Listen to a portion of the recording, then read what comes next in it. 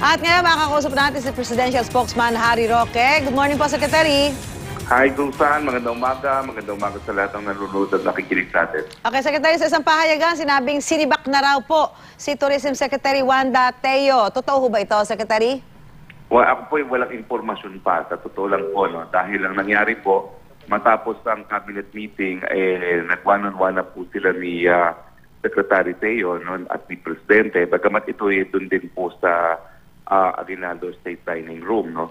Pero marami po sana nag-aantay para makausap si Presidente. Isa na po ako doon dahil may didinawi lang ako para sa deklarasyon ko mamaya sa press briefing natin. Pero medyo matagal po yung kanilang usapan at ako po umuwi na dahil medyo late na rin yung natapos ang cabinet meeting. Mga 10 o'clock na po kami natapos, no? So umalis ako ng mga Malacanang, mga 15 minutes later, nag-uusap pa po sila. Pero susan na nangyari po, 15 minutes po tapos ako'y makaalis na, pinababalik po ako ni Presidente ng Palasyo at sinubukan ko pong bumalik pero ang sabi po sa akin na hindi na rin po ako naantay ni Presidente, no? So mamaya ako pa po uli makikita si Presidente mamaya hapon.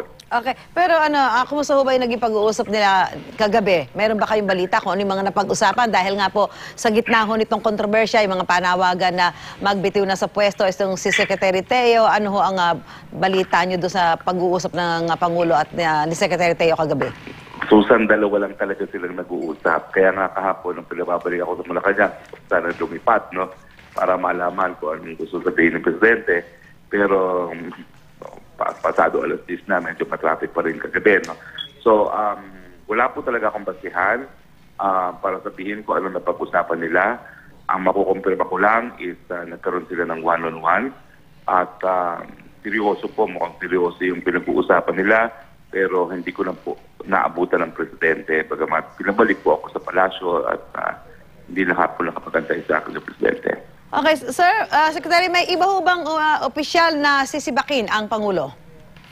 Wala pa po akong alam sa pagkaka-alam ko sa ngayon po, no? Pero yun lang po ang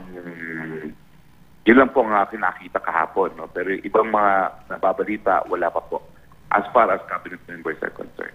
Okay, maraming salamat, Presidential Spokesman Secretary Harry Roque. Sir, magandang umaga po.